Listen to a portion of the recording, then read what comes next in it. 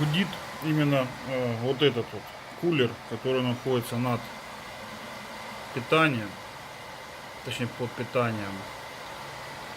Вот видно, что сейчас температура 63 градуса, загудела она на 59.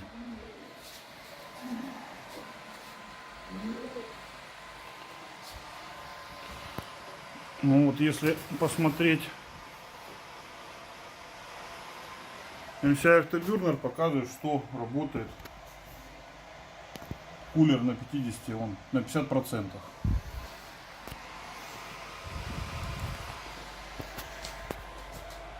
Вот в виде видно, что вот GP2 второй вентилятор 4700, почти 800 оборотов работает. Обычный вот, первый вентилятор на 1800, как положено.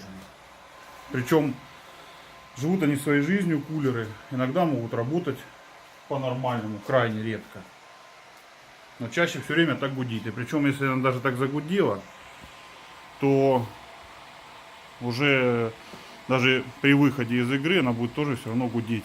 И зачастую, пока не выключишь компьютер, либо даже может быть такое, что компьютер включаешь, но она все равно гудеть продолжает. Вот сейчас даже температура упала ее, и все равно она продолжает гудеть.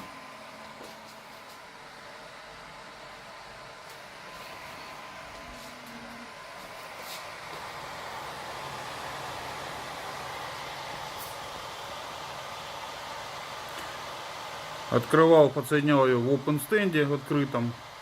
Точно то же самое происходит и в открытом стенде. То есть я думал, что может и охлаждения не хватает, но как бы все нормально.